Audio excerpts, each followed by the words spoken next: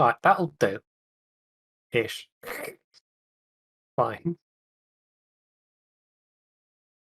Perfect.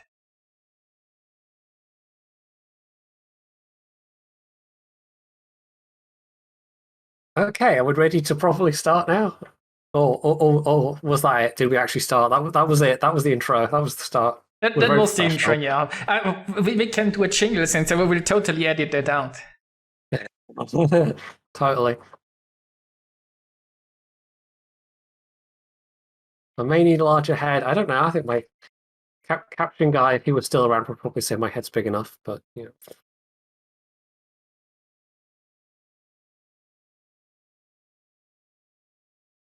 So I guess welcome to the second episode of this thing, and Sam lurking in the background. Yeah, and I mean, my cats are somewhere, but we have pictures, so that you can see cats on it. Yeah, you can't always persuade them to sit nicely in the same place. They'll do it happily for hours and hours at a time, and then when you actually want them to do it, they won't, because cats. So, welcome everyone to the podcast. Let's start us off with, I guess first we're going to talk about the next patch, right? 10.5. Yeah, and, I mean, there's a lot happening, sorta, I guess. There's been some stuff. I've been on TPS, the TPS, what? PTS. The PTS patch test server a little bit as well. Yeah, so we can talk about the news that we do know. What do we want to start with? Balance changes, or maybe the convoy thing, or friendly fire? I mean, we can just start with balance changes. Those are rather short, I guess, right? They buffing the hue? No, wait. They're nerfing the Huger by 1 second. Yeah. They're buffing the range on the Flint. Yes, which is now going to be 12.4, so it's still not quite as good as the Atlanta, but it's kind of getting there. So I don't know. They're buffing it back up by stages. It feels so very weird because it's not like the original 13.3 range has never been untested. They are not like in uncharted territory.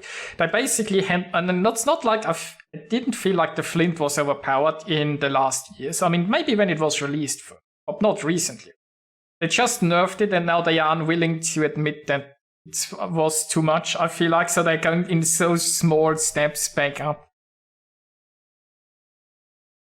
Knows what Sam's doing in the background. Actually pushing things off the table, as cats do. Yeah, I think you might be right. It is weird that it just didn't get that same base range buff. Like, everyone's scratching their heads over that one. Why was Flint drastically overperforming before? They haven't said anything to that effect, so it's a bit mysterious. And like the small increases, right? They not even like 1 kilometer more. Like, what was the first? It was from 11.1 to like 11.9 or so. Now it's to 12.4. Yeah. It's like, just give it its range back, right? I mean, seriously. That one's a bit inexplicable. Hugo obviously overperforming a little bit. The fact that they've changed it, the setting up to be changed a patch after it's come out. I mean, obviously that's when they are most, monitoring ships, but still, it is a little unusual. Yeah, I mean, have you played the Hugo much? I've barely played it. Yeah, it's okay. I actually did a video on it not that long ago. It's a pretty solid ship. Yeah, it's interesting that they nerfed just the base reload time rather than the reload consumable. I would have thought if they were going to nerf anything, they might nerf that a bit, but yeah. I guess they just wanted to change the playstyle of the ship as little as possible, because a 1 second reload is not something that you really know. You might notice it at the end of the scoreboard on average, that you just do a little bit less. But while playing the ship, a 1 second reload from 28 to 29, you aren't going to notice that too much, I think. It's still a sub 30-second reload, so I don't think it's going to make a huge difference, and it's certainly doing a lot better than a lot of the other. Like, you compare that to California, still has a 34-second reload. I can't remember what Poltava's at, but I think that's 30 seconds. I don't know. I can't even remember what Florida has, but yeah. Anyway. Florida was the one that's a bit squishy, snipey, right? Yeah, but it's also a lot faster. I've actually got the client open, or I should have the client open. Let me actually check that real quick. Or it can say not responding. Excellent. That's what we want. The other ship change we know about is the Cristoforo Colombo is getting a slight buff. It's losing a second of its reload. It's going from 38 to 37 seconds. Going to make a big difference. And the turret traverse is getting a little bit faster as well. Or it's getting almost 2 seconds knocked off it.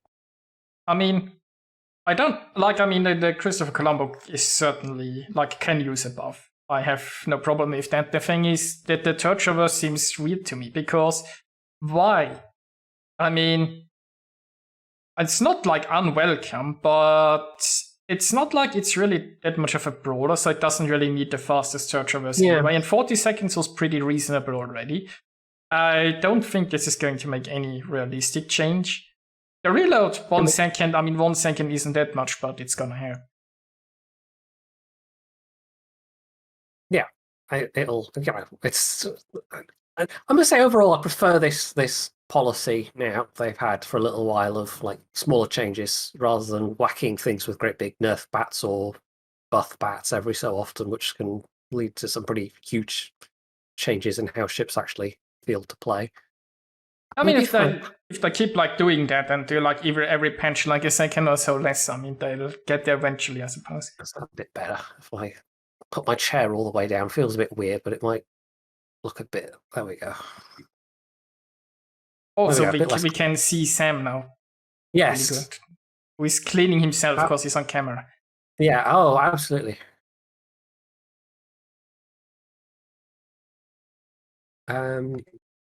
So this is I think about the ships mostly for now. Yeah, I think that's the only announced changes so far. There might be more stuff that comes later in the patch notes. We also know about some upcoming ships.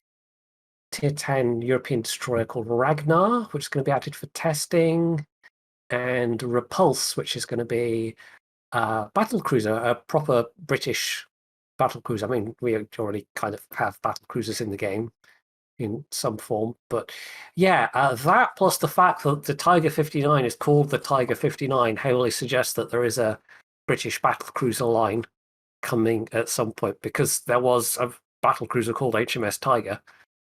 So why would you make the distinction if there wasn't going to be? If they make a battle cruiser line, they're going to throw it into battleships or cruisers, or are they actually ever going to make like a different class like battle cruisers? I suspect it'll still just be battleships. It'll still just be, like, it's not going to be a separate class, I don't think. If they were going to do that, they'd have done that for super cruisers, surely, but they kind of, I don't know. I mean, they could move things around. Well, premiums they could move for lines would be a bit more difficult, but if they invented a new class, they would switch it around. But yeah, I guess the next new class are going to be subs. It would probably also screw up their matchmaking. Yeah, true. I think that's something. I mean, this was definitely true for World of Tanks. It's been true for Leicester with World of Warships as well. They're usually very hesitant to make changes to the matchmaker. We've seen that even with their reluctance to just outright prevent double tier 4 CV games, or just double CV games generally, and it's basically all down to what that would do to the matchmaker, and they're, it's super not popular. It would be an easy win just to say, okay, no more double CVs, but clearly it would be enough of an issue with the matchmaker that they can't actually do it. So yeah, I mean, they also probably like maybe it was too much Q time for us. There are quite a few low tier Seal Clubber CVs, I suppose. If they only put one in a game, maybe they need to queue too long. You can't do that to CVs, right? Yeah, I don't know. That's a whole. Yeah, that could be a whole discussion in itself. Is tier 4 Probably. CVs versus tier 4 AA. Maybe we should do that at some point. The AA episode. Just ranting for 1.5 hours. But for some reason, World of Warships suddenly doesn't want to start for me, and I don't know why. It's very odd. Which is useful to have it running just so I can look up stuff. But anyway. It knows that I'm doing a thing where I need it, so therefore now it won't work. It's like a cat, I guess. Yeah. Right, what else? Other things you can find. Yeah, we have friendly fire, for example, to discuss. Yeah, that's one of the other big changes. And bear in mind, this is all, announced stuff, so some of this might change before the patch actually hits. But just to read out the exact wording, so I'm not, misparaphrasing or anything. In update 10.5, we're turning off the damage on allied ships. The change will have a positive effect on gameplay. Now your allies will not be able to damage or destroy your ship. You can no longer damage, incapacitate modules of, or cause detonation or destruction to allied ships. It's also impossible to damage allies by ramming, which was already pretty low damage, but that's now kind of, gone completely. Or will be gone completely. At the same time, all types of main armament will still hit allied ships. For example, you cannot launch torpedoes at an enemy through allied ships. So that makes sense.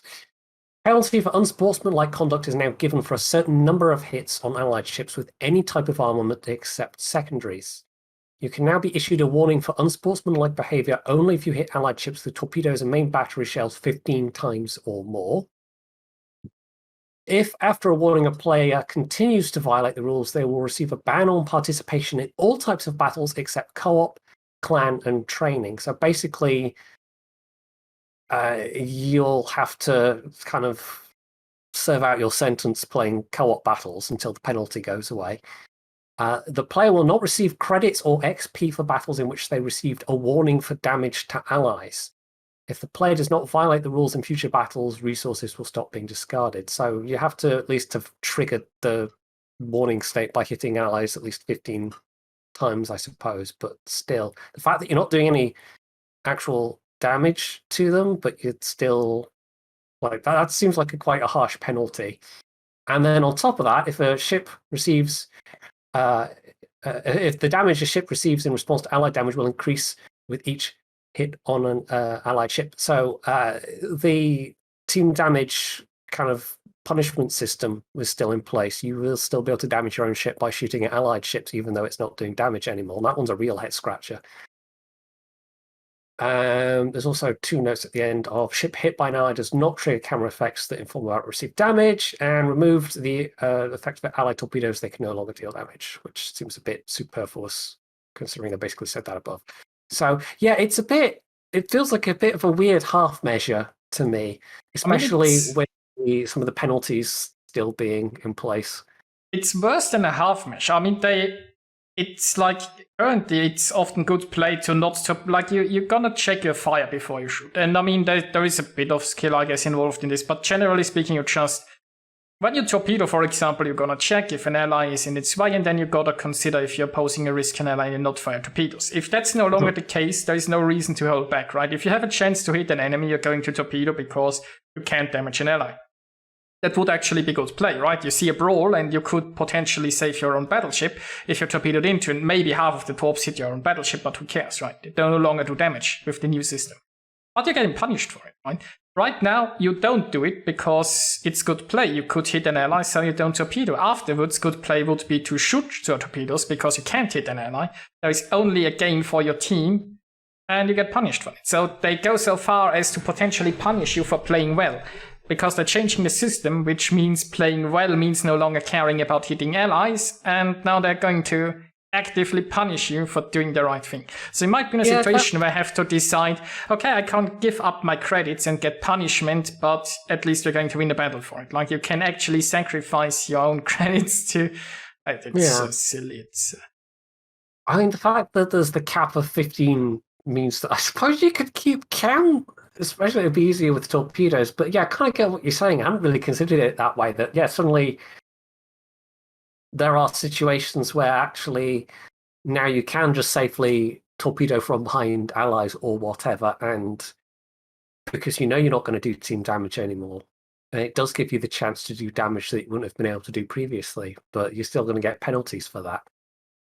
So, yeah, you're right. That is actually, I hadn't even fully considered that one through. That's a bit of an odd one.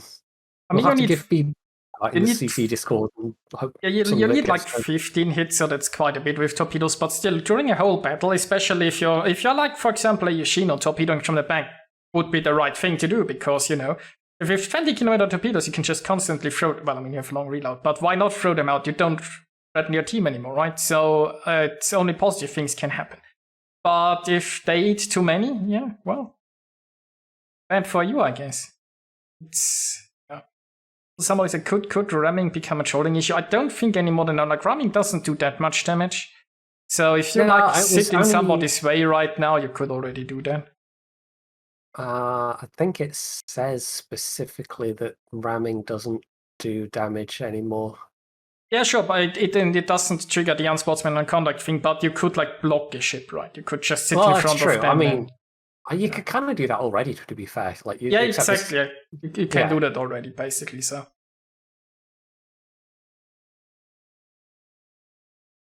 Is the 15 only for the cron game? I think so.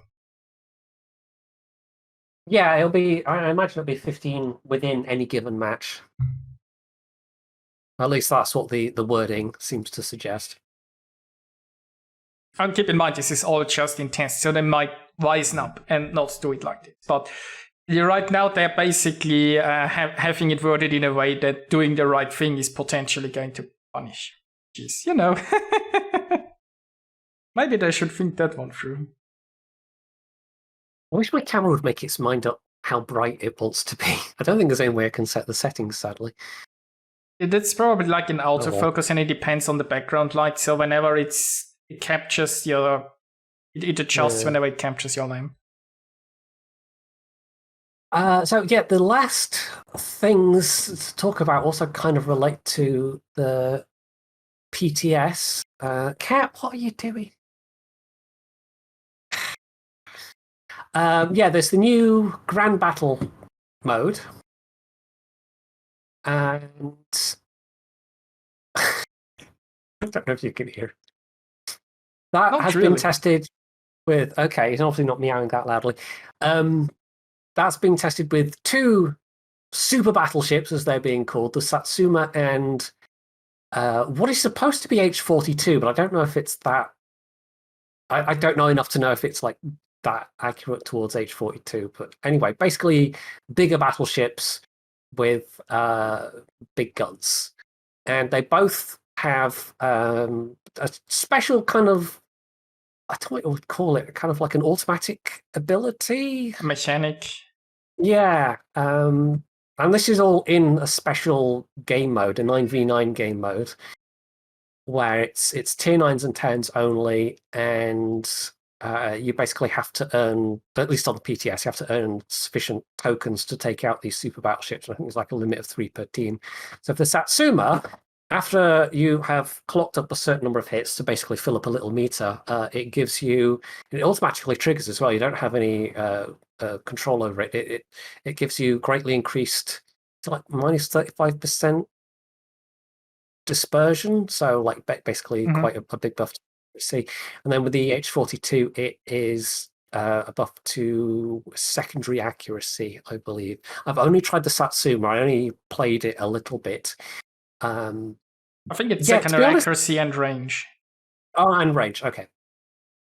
To be honest, the whole thing feels basically kind of like the Halloween modes. Like it's just a test bed for these new mechanics. As a mode on its own, it doesn't really, like, it's still just random battles. It's still 9v9s. Nothing special different about it apart from these 2 ships with this new mechanic. So it does 100% feel like just it's a test bed for these. And what will happen with the actual ships themselves, like whether they'll only ever remain in this mode or whether we'll get them as research bureau ships or something at some point.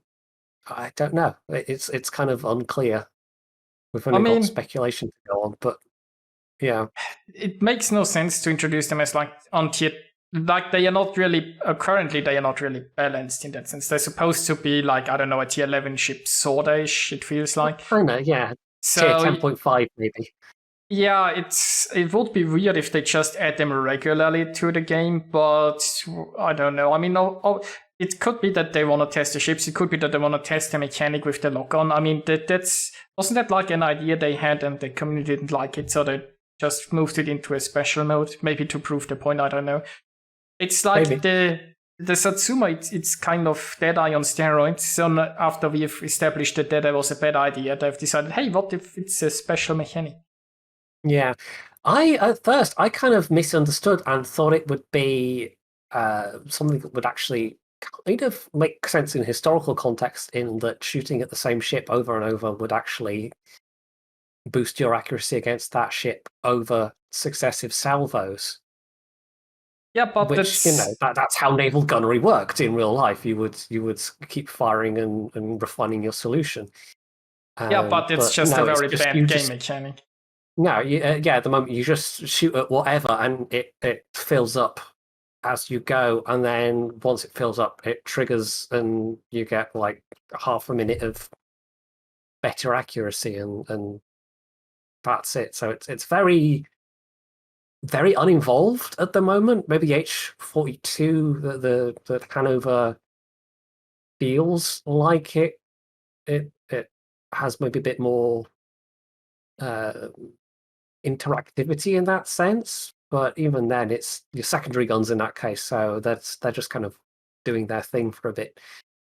I mean, it's not like you have direct control over them, so I don't know. I'm kind of a bit lukewarm on the whole idea, to be honest. I mean, I've always been a very big fan of rolling battleships and of pushing and so on. So if you make like a bigger battleship that's more focused on just pushing in, I kind of like the idea. Obviously, it's not necessarily balanced, but I always one of the biggest issues that a lot of the brawlers have is that they don't have the survivability to get close enough to make much use of the secondaries, because there's so much long range damage. Now, if you have less ships all around and more secondary range and more hit points and so on, so the Hanover will probably be an amazing brawler. And you have the addition of the special thing you trigger for secondaries. But obviously, it's not going to be so much fun if you're not in the soup. That's always the problem if you have asymmetric things, right? Everybody wants to be the big ship. Nobody wants to be a small ship. So the question is, that's something that I saw on like Flumber's stream and that he has pointed out, that people just have to play games to get like the intelligence data, so they just YOLO in and die, so get their tokens so that they can play the big ships. I mean, that's especially going to be true on PTS, because nobody takes PTS seriously. But that's actually reminded me of years ago in World of Tanks, they actually tried to do an asymmetric kind of battle mode. Was it historical battles or was it something else? I think it was something else. It wasn't historical battles. It was historical battles. There was also national battles, where it was teams facing each other of only, one tech tree versus another tech tree. That was a whole other thing. But yeah, historical battles, they basically tried to do this asymmetric thing, and you'd have, in theory, a bunch of people playing T-34 medium tanks versus a couple of players in Tiger 1s and a couple of Panzer 4s and whatever. And of course, everybody wanted to play the big, chunky Tiger 1s, and so the queue times were basically horrendous. People gave up playing, and the whole thing just kind of collapsed and was basically sort of abandoned by wargaming as a bit of a failed experiment. So it's kind of got that same feeling to it, of everyone's going to want to play the big shiny chips with the new gimmick and not necessarily play properly with the rest of the ships that was actually required to get the tokens for that gimmick. So yeah,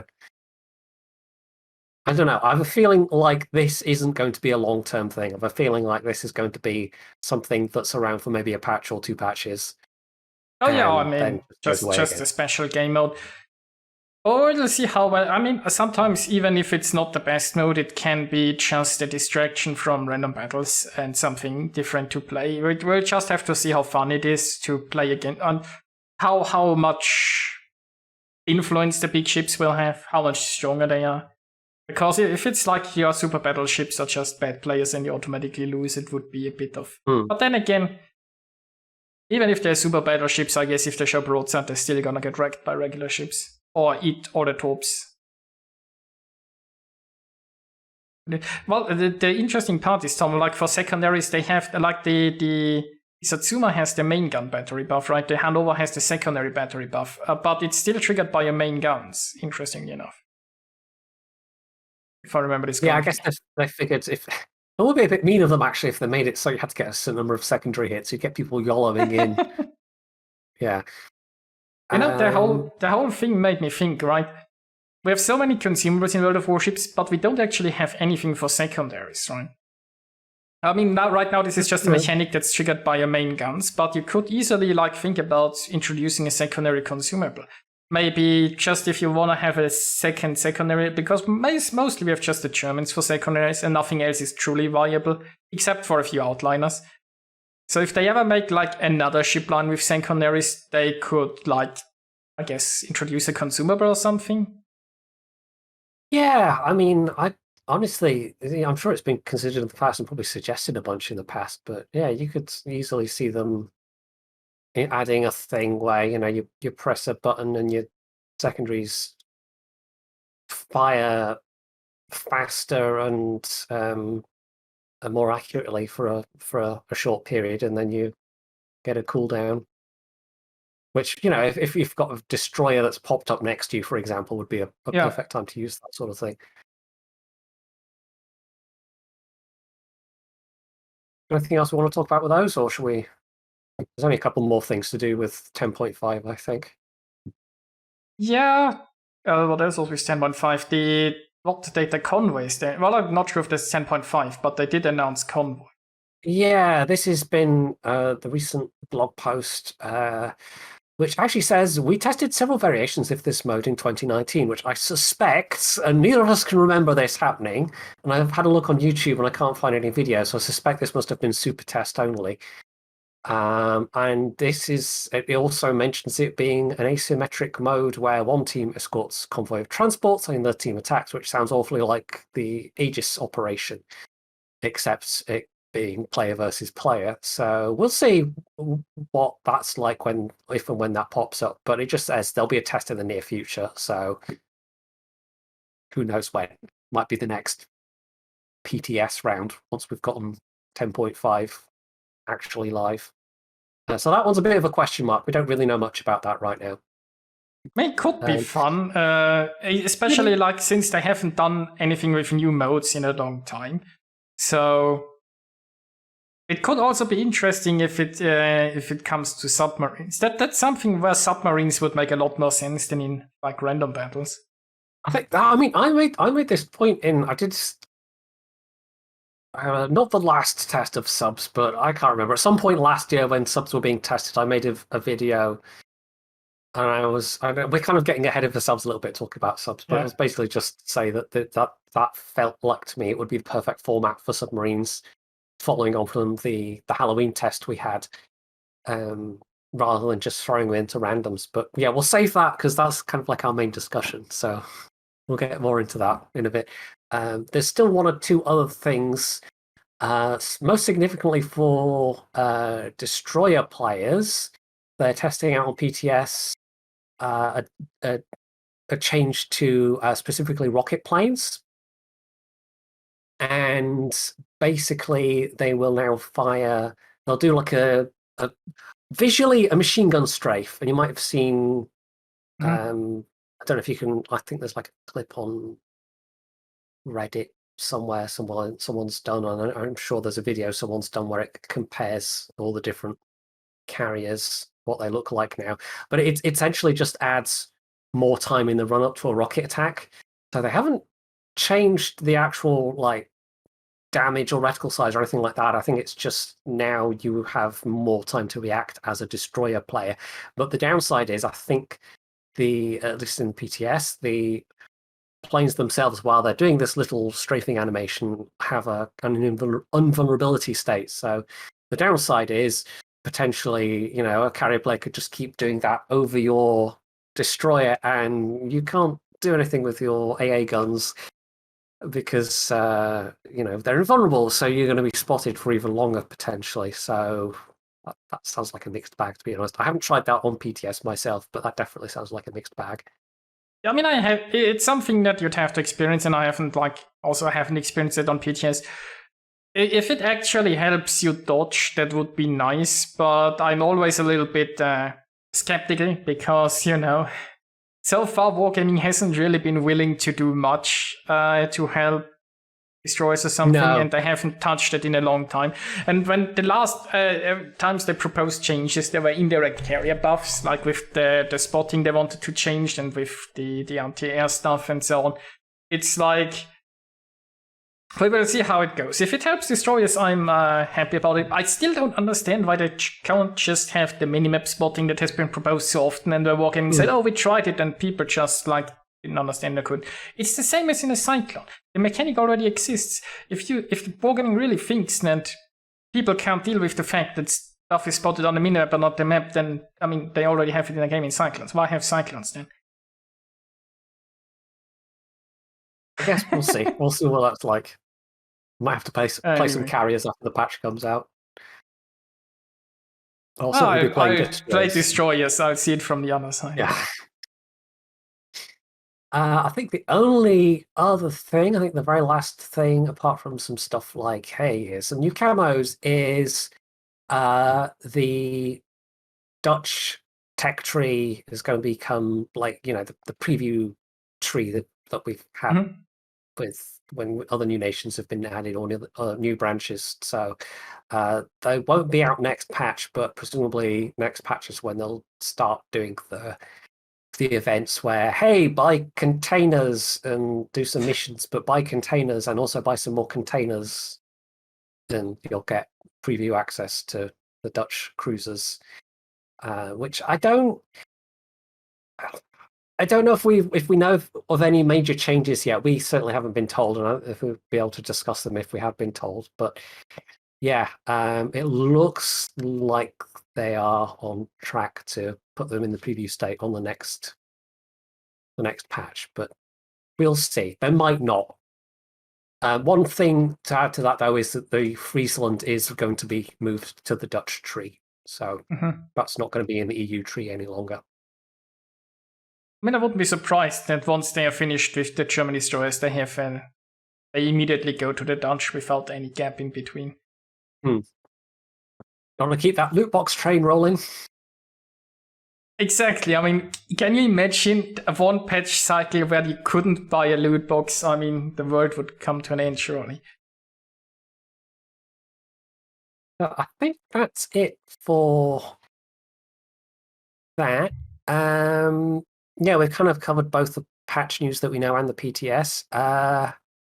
So I think we wanted submarines to be our main topic, and then we're going to follow it up by talking about the Tiger and I can say Ise now, right? We're after the I can say it's Ise.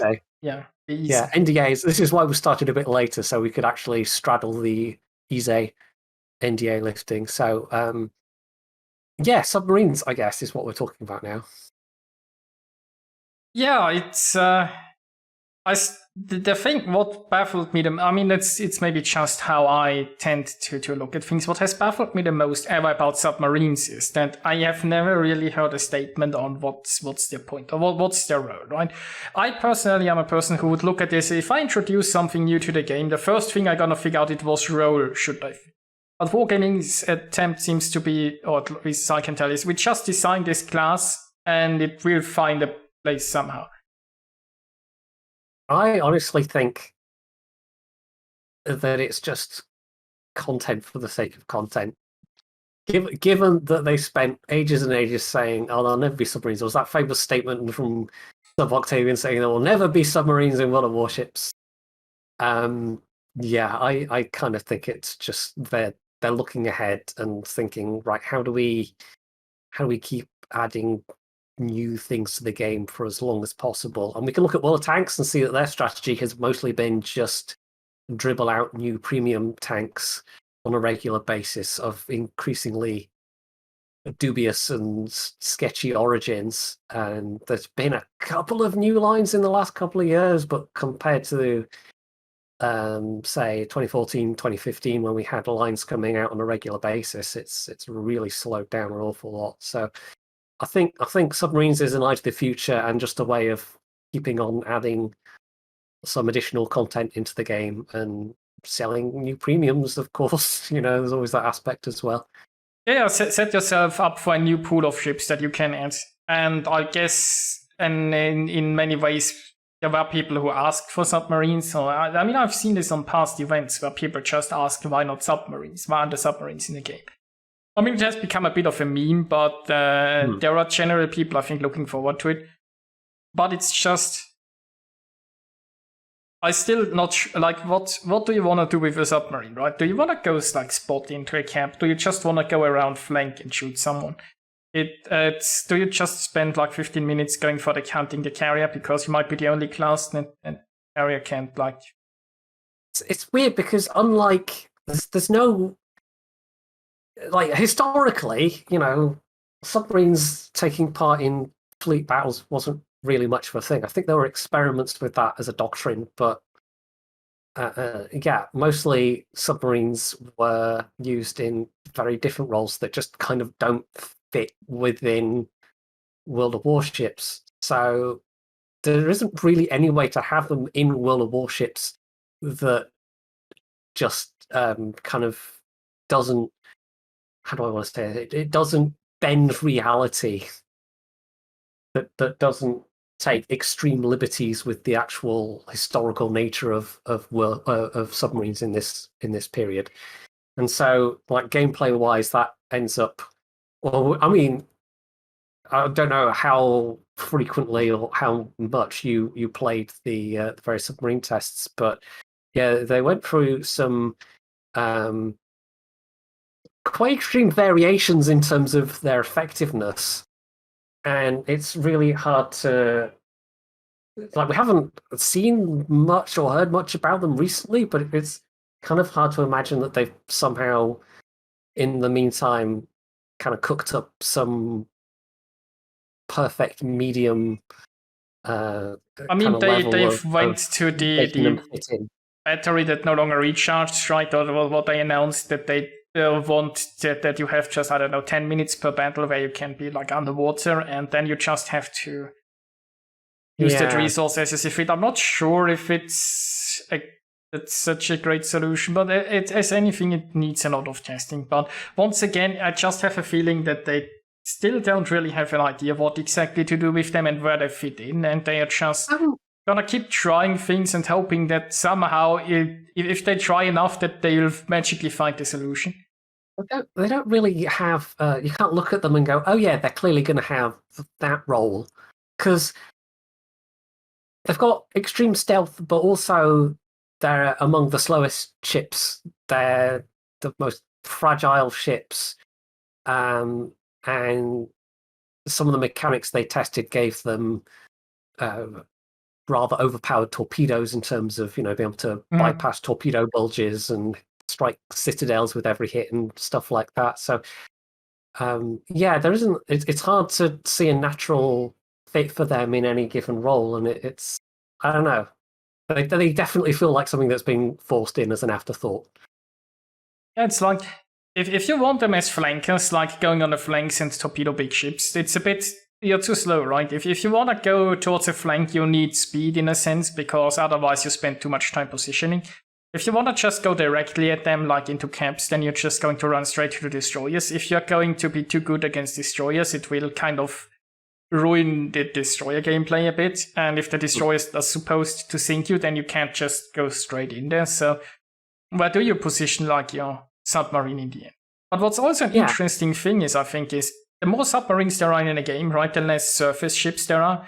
So that means the less you're going to be shot at by big ships. So it might allow a bit more aggression, unless the submarines counter then. I mean, it's like if you have if you have less ships in a game mode, right, then you technically can be often a bit more aggressive, because if you're going to be shot by 3 ships only, you can be a lot more aggressive than if you're going to be shot by like 7 ships. I guess, but I feel like it's going to squeeze cruisers even more, to be fair, because they're already a bit squeezed, at least on the EU server. It's quite frequent to see, at least for me, games with only 2 or 3 cruisers. If you're in one of those cruisers, you have the nasty experience of all the battleships wanting to shoot you. And on top of that, you then have the destroyers having to juggle yet another anti-submarine role on top of all the other things that they have to do, and you can only be in so many places at once in a destroyer. So yeah, it's not only the submarine play themselves, but it's the counterplay you have to consider, and that's another thing that they struggled to get some kind of balance with during the tests. So, worst case scenario, they just kind of get bodged in, and everyone starts shouting at the destroyer players of, "Oh, go hunt the submarines! No, wait, go cap! No, wait, go spot!" And you're all the while being harassed by carriers as well. So. That's also a thing with, since you mentioned counterplay. Obviously, if you have too many different classes that are too strong again, or too specialized, it's a problem. Because if you say like you need a destroyer to counter a submarine, and you need like, okay, nothing counters carrier, but assume there was something that counters carriers, and then you tell like, I don't know, battleship counters cruisers. If you have too much of a, this is like paper, stone, scissors, like kind of thing, but you have very few ships, then it's going to get problematic, because you don't have one of each class on each flank anymore. Maybe, I can't tell if Twitch is just derped or not, or if that's just my internet. No, that's just Twitch being derpy, but it should, in 30 seconds or so, it should fix itself. Fingers crossed. It always does that to me. I've grown accustomed to. So yeah, if submarines were restricted to a more carefully curated mode, such as the Sam, behave. I might have to put him out in a second. He's really starting to drive me up the wall now. Yeah, like the Halloween mode that we had with submarines, or some kind of special game mode, or even just, if there were operations just for submarines or something like that. That would be a bit more, like, I could see that working better, but just throwing them into random battles, I am deeply skeptical still.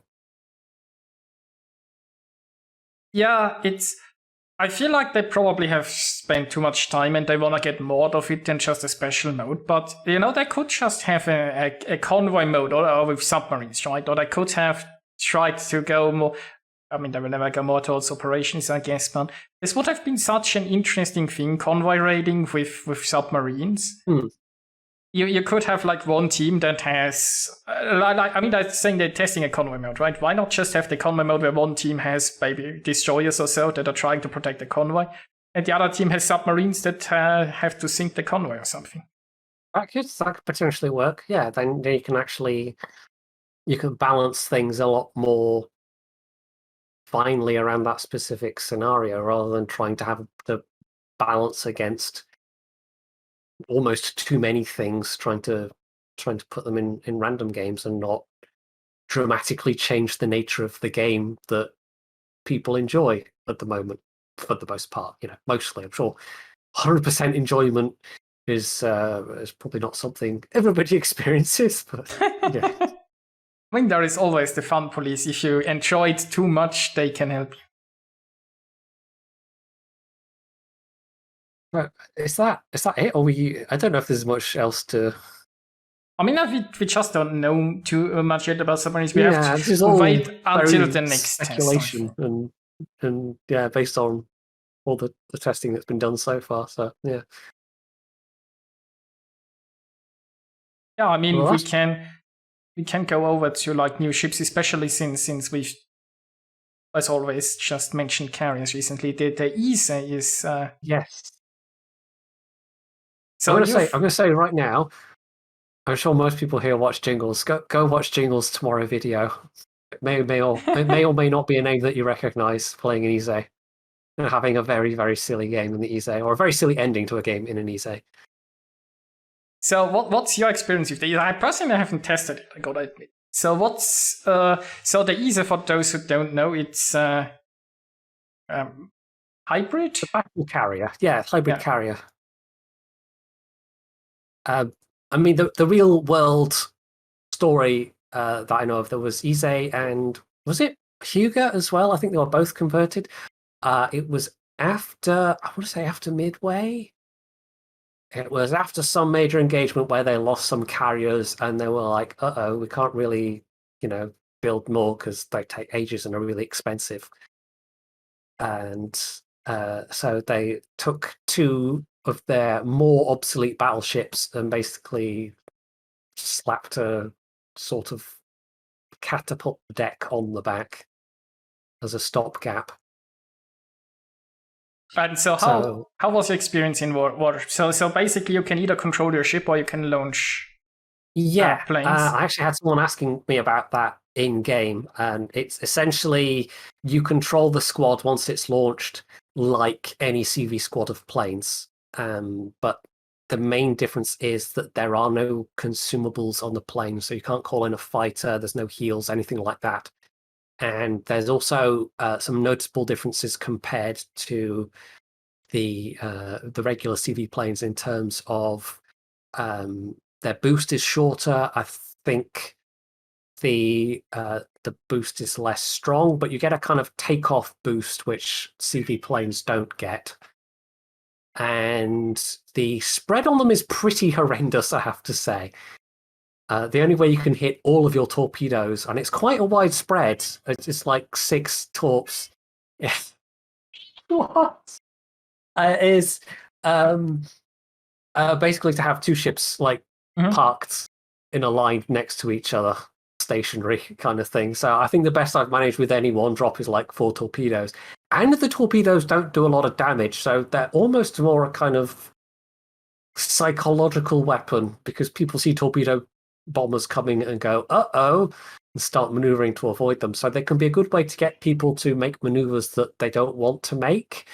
The other thing that they can do, and this is a pretty powerful boon to any team, especially if there's no other CVs in play, is they can, of course, spot destroyers. But you have the limitation if you can't just pop down a fighter. So you're essentially, you can send out your planes just to spot destroyer and just circle around the destroyer, but eventually the AA or whatever AA is nearby is going to chip away at those planes, and trying to actually drop on a destroyer with those torp bombers is really difficult. So as a spotter, they can be pretty powerful, but as a method of actually attacking destroyers directly, they're kind of not very good. So what class does it count as? It's still a battleship. It still shows up in the team as a battleship. But as a battleship, purely with the guns, you only have 4 turrets, and the 2 mid turrets have kind of awkward angles on them, especially one of them which is sort of blocked by a grabby crane. There's probably a word for that. Recovery crane, which is modelled, and so a lot of the time you've only got 3 turrets available. The accuracy is nothing super special. The reload is nothing super special.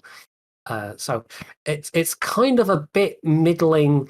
It's a weird ship, and it's kind of middling just in terms of its firepower. If you just look at the torp bombers alone, they aren't particularly powerful. They also have a really low flood chance. So, you can in theory get flooding and get ticking flood damage, but it's super unlikely to happen. So, you look at the 2 separate things and you think that's kind of mediocre at best, but together it kind of works. It's interesting and it's a little bit different, and it, as I said, can offer you quite a powerful advantage if there aren't other CVs in play doing spotting already. And I mean, you can use it, for example, early on positioning, right? You just say, I want a position on this side on the map, and oftentimes in your battleship. The first 2 or 3 minutes, you're just sailing somewhere, not doing much other than maybe a long-range shot somewhere. Instead, you could be using your planes while your ship travels, right? Well, and you can. What they do actually is they specifically have a longer cooldown at the start of the game. You don't immediately get access to the planes. We did kind of during the testing phase. In fact, during testing, we had not only a variant with torpedo bombers, but we had dive bombers and rocket planes as well. They tested, and nobody particularly thought much of the other 2 variants, so they went with the torp bombers.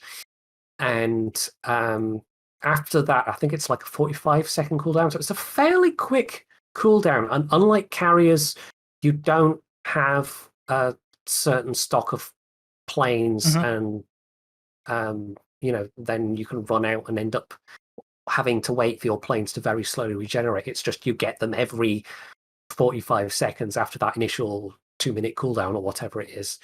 So you can kind of spam them out after that, but it's usually more efficient damage-wise to use your guns, just because on top of everything else, they're not particularly fast planes.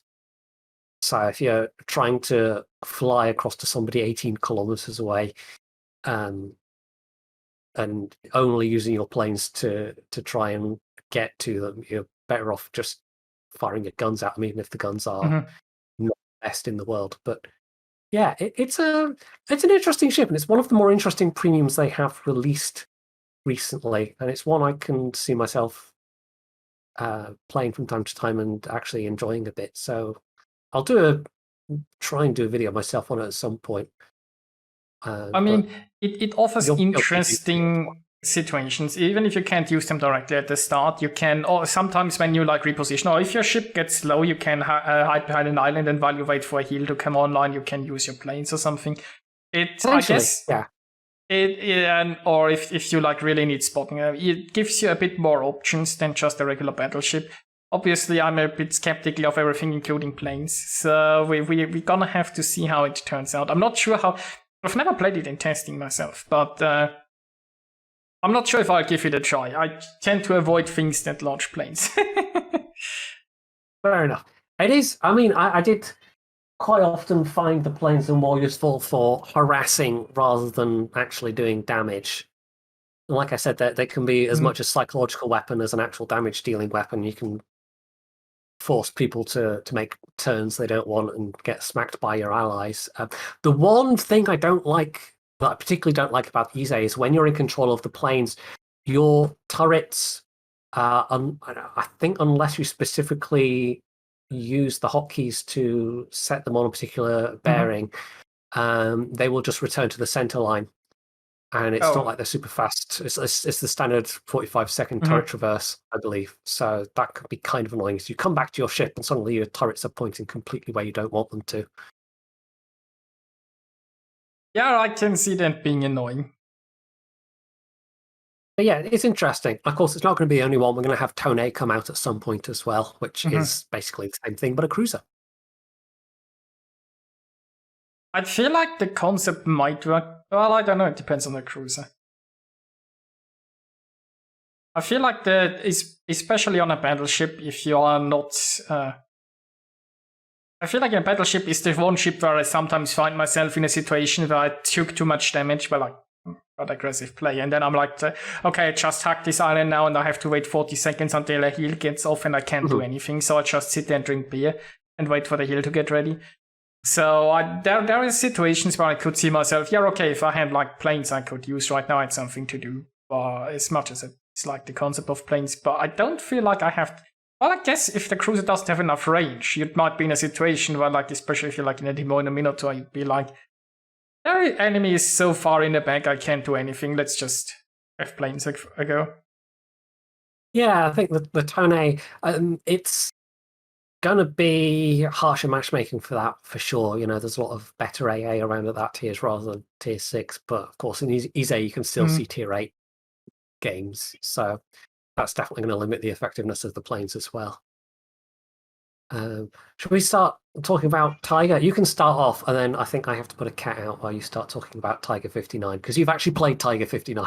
I've played the Tiger 59. I was rather unimpressed, I gotta say. It's I mean, technically, if you put radar and smoke on a ship, it's a very powerful combination. And the problem is they try to balance that powerful combination by just giving it not very good gunpowder, right? And you don't have the torpedoes, you don't have much going for you other than like smoke and radar. And as powerful as smoke and radar together can be, I mean, 9-kilometer radar, you often have to position yourself in a position where you are vulnerable to enemy radars, so there is that. And if you are not in a domination game, then the smoke radar isn't going to do that much. And oftentimes your DPM isn't that great to dealing with the destroyers, especially if they're just running around angling. It's like you're kind of a one-trick pony, and your trick can be pretty nice, but you know, it feels like I mean, you can division it up by smoke, but then again, if you just like take an Edinburgh and division Edinburgh with a Cleveland or so, you're going to be probably a lot better off. It's weird to me. I mean, I have seen some people get decent results with it so far. All of my games have been rather mediocre because unless you can farm destroyers, there really isn't much you can do. As a damage dealer, if you just consider it that way, it is a deeply mediocre ship. Just with only AP and limited firing range. Yeah, it does, and it has 2 turrets only, like one front, one back. Yeah. And it's basically Minotaur turret. So if you lose a turret, for example, then like 50% of your firepower is gone. Yeah. And the only good thing about the turrets is they both fully rotate 360 degrees, which is quite nice. Yeah, I mean, and they're pretty fast, but I don't know. It feels like you just don't really bring that much. They tried so hard to balance a smoke radar combination that they just gutted everything else. I mean, I think you have like defensive fire that really doesn't do much because your anti-air isn't so great. You don't have Hydra. You don't have torpedoes. The fact that I would really like to be able to at least have the option of Hydro in that defensive AA slot. Yeah, and I don't think it would be overpowered. I also feel like they should have given me at least some torpedoes. It's with obviously like a lot of cruisers don't have torpedoes are very vulnerable to getting pushed or rushed because they don't have something self-defense against the battleship or something, but you're sitting in the smoke with your you don't have DPM either, and you don't have like guns that can really punish a broadside. You don't have anything, right? Unless you have somebody protecting you, everybody can just rush you and farm you, it feels like. And you are very vulnerable, and if you go nose into someone, not that you have that armor, you have one turret. It's like I don't know.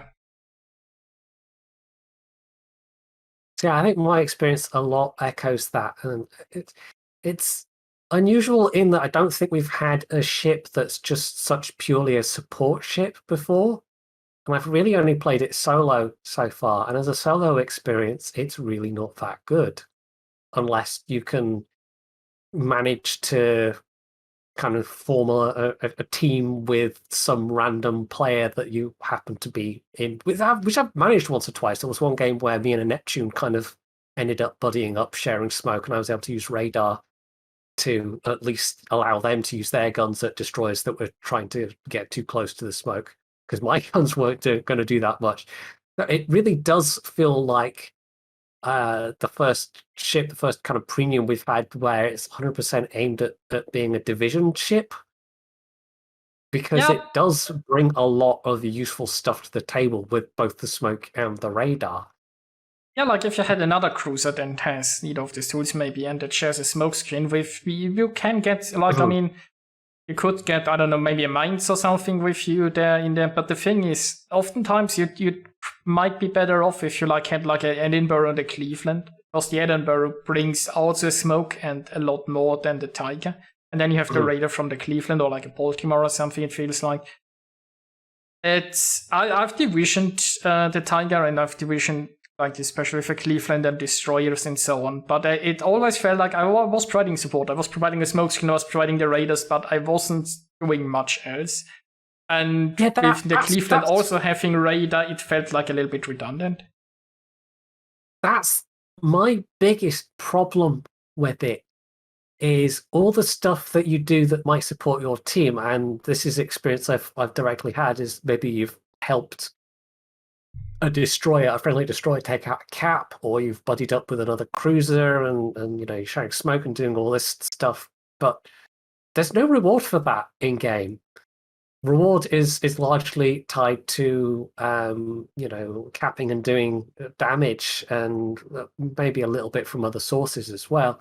And doing damage is where it really falls down. So yeah, you're sneaky. Yeah, you've got really good set of consumables, but if you're actually playing this and wanting some good reward out of playing it, it's not going to happen most of the time. That's going to be a rarity, because the things that you do that are useful to your team that help your team win aren't necessarily things that actually get rewarded on the scoreboard. Oh yeah, it's definitely, that's a problem, that Warships isn't really rewarding a lot of support functions. But I also feel like the support functions itself are a bit situated. I mean, the smoke is most of the time useful, but if you want to position close enough to use a radar with the 9 kilometers, you're often vulnerable to enemy radars, so you gotta be careful with that. And with limited range, if the enemy is too far in the back, I feel like the support functions it provides are also like, or if you find a standard battle, right? Your radar smoke combination is so much less useful if you don't have a cap to fight over, and suddenly you're like, hey, my whole reason to exist is not in this game. Well, that sucks. Yeah, that one, it's interesting, but it's definitely not for me. I don't see it being a super popular ship, but for some people, it might be very attractive with just how strong it can be in a division, how much it can bring to the table at tier 8, especially in a cruiser division, or divisioning up with destroyers to maybe get more smokes that way. If you had an American destroyer, Tiger 59, and I don't know, like a Cleveland or a Chapayev or a Edinburgh, something to, or Kutuzov would be a good one. That's got its own smokes and very good range, HE. So yeah. Yeah, I mean, it's not a complete bust, the ship, probably, but it's on the weaker side, I feel like, and it's a kind of a pure support ship that's on the weaker side and has a bit of a niche role. So I don't know. I feel like they could have easily, if they had given it another turret in the front, I don't think it would have broken anything.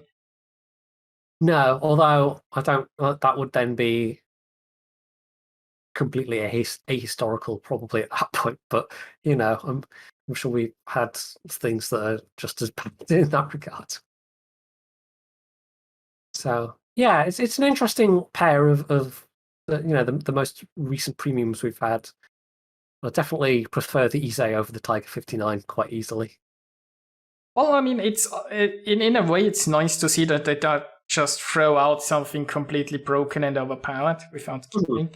So on that side, it's nice, and it's a bit different, I guess, because as much as I dislike the Tiger, I think if you design a pure support ship, it is something different. Although in a game that doesn't reward support, it's also a bit weird. Yeah, it doesn't quite. Yeah, it's one of those cases where wargaming does a thing and you think, oh, that's nice, but it doesn't really mesh with the rest of the game and the kind of mechanics in play. Just kind of what we were talking about with Submarines, really. So yeah. Some original Belfast seems bad, but honestly, yeah, I feel like in a Belfast, that the original Belfast at tier 8 would be a stronger ship than the Tiger. Probably would be, yeah.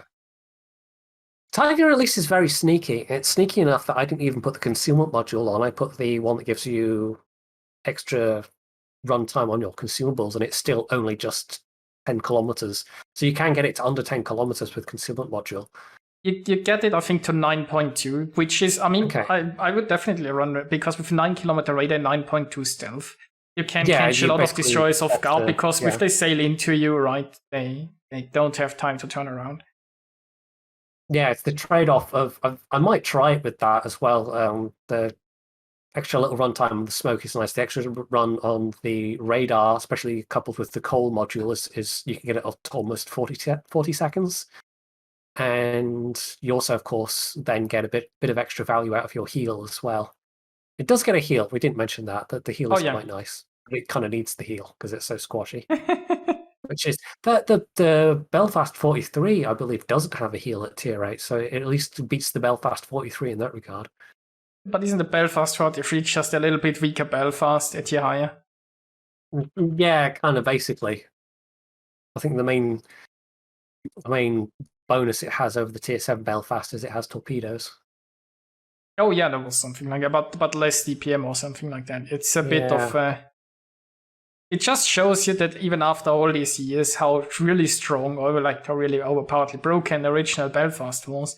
It's interesting that they've never like touched that with a nerf, especially now since they've. Then again, I don't know. Maybe there aren't enough around anymore because it's been removed for so long. Oh, maybe, yeah. I think sometimes they like to have one or two things that have at least the reputation of being strong, so that they've got them as prizes to dangle. You know, here, get a chance of getting this super rare thing if you buy these containers, or give away codes for special streams and stuff. Or maybe for an auction, right? See how much doubloons people it or something. Maybe. Yeah. Well, the auction was the thing we could talk about, actually. I didn't even think to put it out on the list, but we actually now... I was expecting it to be a kind of rolling thing. I don't know about you, but yeah, I wasn't expecting it to be a single, what was it, like 3-day event? With just the 3 things you could bid on. It 2 of them for doubloons. It was a neither of them worth it. Yeah, it was a 3-day event for 3 things, and then it didn't immediately follow up the next auction, and it just like, there was like, so, has the new auction started now? I mean, we had No, I can't actually get into World Warships at the moment. It's just giving me a black screen, which is really weird, so I'll try again. But, we were speculating about that in the first episode a bit, and I was talking about experience with what World of Tanks has done. And in some ways, they followed the same mechanics, but I don't think World of Tanks has ever had an auction for anything other than credits. I don't know if they've ever done a gold auction, but 2 of the 3 things were for doubloons, and one of them was a Thunderer flag, of which the minimum bid was 1,500 doubloons. Just a flag, didn't do anything special, didn't have any XP modifiers or anything like that. And the other thing was just a 14-point captain that was a unique portrait, and that was it. And also there was 20 camos as well. So, and that was 9,000 doubloons as a minimum bid. So it's not even just 9,000 doubloons. No, that's the starting price. You had to presumably. I don't even know what the winning bids would have been because Wargaming hasn't let any information out. But for the coal, I mean, people were bidding tens and tens of millions. There was one of the other CCs in the Discord said that they'd bid like 99 million credits or something like that, and they'd had a successful bid. I put in 60 million credits and it was unsuccessful. So, people must have been playing in the 80, 90, 100 million credit range. Yeah, they have done gold auctions in World of Tanks. Okay, that's good to know, Z-Files. I mean, the coal is something that I at least understand, right? Giving people a chance to earn coal, and I feel like I don't like the thing that it's that I don't like the idea that you can't see other people's bids because it feels like it's kind of designed to rip you off. But at least you go in there and you bid just how much you think it's worth it to you. Say, how much would I pay for 100k coal? And then you enter your bid and either you get it or not. It's a bit meaner with like unique objects, I think, because I mean, coal, you can decide how much coal is worth it for you and you can get a coal otherwise. If they put like, I mean, okay, their flag isn't really, it's sort of unique, but it's not really doing much. If it's a unique ship, it's a little bit. Like I mentioned, they'd like sell a Belfast for doubloons, right? There'll be people who go absolutely crazy with it. It's just going to be like milking people for money, it feels like. And It's 100%. The fact that there was the exact same blind auction mechanic in World of Tanks, and it is basically using that so-called FOMO idea, fear of missing out, to basically get people to bid more than otherwise they might have just wanted to pay straight up from, premium shop or the website or whatever. So yeah, it's absolutely a way of draining, credits and resources. But I was just seriously not expecting 2/3 of them to be doubloons, and both of those doubloon things to be so totally not worth it. Like, if it had been a special captain, if it had had some special skills, like one of the legendary captains, then okay, maybe I could see that. But that's like 9,000 doubloons is like what, 30 odd euros more? I don't even know offhand. I'd have to check the website. It's not cheap. Yeah, to ask out for just a regular 14-point captain, you could probably spend the doubloons, convert free XP, and actually get more value out of it that way. But yeah, and I mean, it's not just that it's a 14-point captain. It was a British captain, right? So it was. And I feel like they should have advertised this better. I'm not sure if anyone actually bought the captain and then couldn't use it, but like, if this captain is just for one nation, it needs to be like the biggest thing somewhere. Like, this is like a British captain, right? Yeah, if they'd made it so that you could, like, maybe even say, here's a 14-point captain, you get to choose what nation it's from. That might have added a little more value. But just for like a nation that you might not necessarily even be playing ships in, it's just, I don't know. It really felt. It left me with a bit of a bad taste in my mouth. Well, it left me slightly confused. I mean, the coal I feel like was an okay move. The coal was the one. The coal was what I was expecting. I was expecting more things like that, like bundles of flags or bundles of camos, and for it to be for things like free XP and steel and whatever else. But no, they decided 2/3 of them were going to just be straight up, doubloons. I hope people would dip into their pockets for something that was definitely not worth dipping into their pockets for. There's a question from Valkyrie. Isn't it confirmation that a player base is stupid and doesn't know how to value things correctly? I'm not sure, Valkyrie. The thing is, a lot of it depends on if people actually know what they're buying or how they market it. Didn't they say, like, wasn't that the captain from like Operation Dunkirk? There was some flavor text there, I think, like from what this captain is from. That doesn't make it special, but they made it sound special, despite it not being like a special captain or something. Or like I mean, okay, you'll be willing to pay for a flag. You're willing to pay for a flag that does nothing. But I mean, it's always a little bit. You can always blame people for spending money for something like that. But companies have ways to slightly manipulate you into buying something. Especially if like, as Jenna said earlier, fear of missing out, right? If this is something unique, and this is like your 3 days, the only 3 days you can bid on it, and there's no other way to get it, right? You must suddenly, maybe you're pressured into buying something that otherwise you wouldn't care for. It'll be $31 or, checking up now, it would be... That's not what I want. Oh,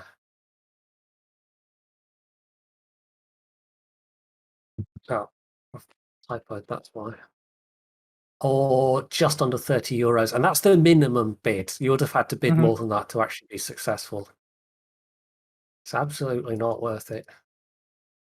So yeah, it was. This is one of the kind of ongoing thing that's been around for the last couple of years. It's one of the reasons also why I'm not really a fan of wargaming leaning so heavily into the idea of loot boxes, because they are inherently an exploitative mechanic. They are really targeted at people who have problems with these sort of things, addictive personalities, and the fact that it's almost a bit scary to consider the whole whale phenomenon in that it's often just sometimes a tiny percentage, single digit percentage of people that are spending huge amounts of money, and these aren't necessarily people that can afford to spend those amounts of money.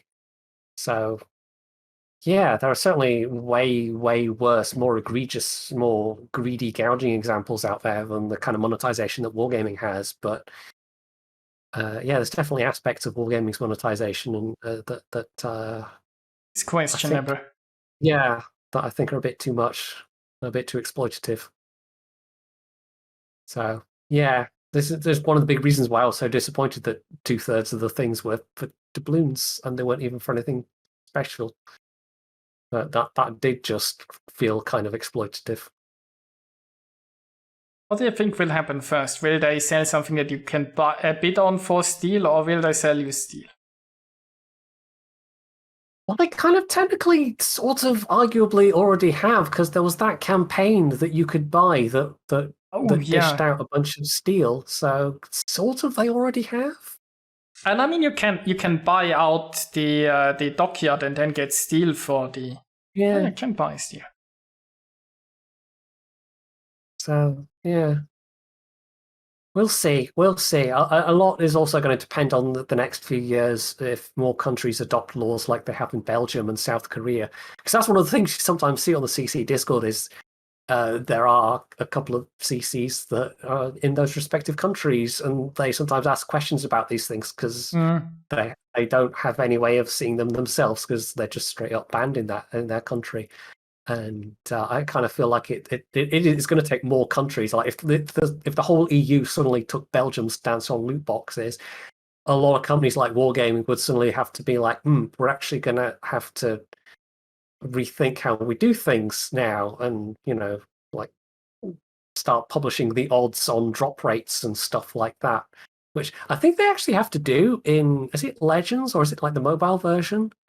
I can't remember. There was. I mean, with the new pre-order, but I'm not sure if it's the right word, but with the new early access bundle system that they have for ships, they kind of give you the odds, right? When you have 70 bundles, and in one of them is the ship. Yeah.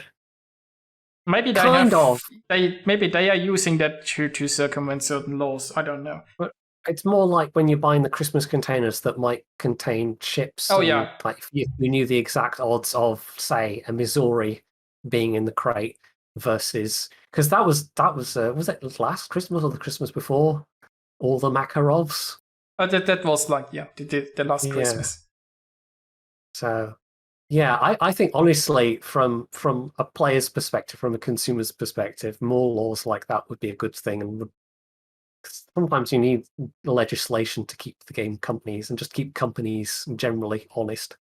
Because, if you leave them to their own devices, they'll just figure out more and more insidious ways of operating and making money from people. Yeah, I mean, unchecked capitalism is not. That's why you need laws, nations to keep the companies in check. And now we will end the podcast by playing the Soviet national anthem. But yeah, that I think that would. I kind of almost want to see that happen just in the EU. Obviously, that wouldn't now affect the UK directly, but if the entire EU, which is a really lucrative market for a lot of these game companies, were to suddenly go, well, these are gambling, you're going to have to change how you do things. It would almost I just want to see that happen just to see how game companies would react and how they would. If they would actually put some effort into coming up with fairer ways to do monetization, or if they would just try and be sneaky and find loopholes and I'm sure they would within a year or so they would they would probably find a new way of doing it. So yeah, it would be nice to see. Yeah. So I think that's about us. I think we must have been going for at least an hour, if not longer. Yeah, we're 1 hour 20 or so. Okay, I think we can probably wrap things up there then. That's a good place to leave things. Unless there's anything else you want to squeeze in at the last second. No, I think that's about it. Okay. So, thanks everyone for coming to the podcast, and we shall be back next week. Time to be announced, but yeah. Bye. Bye.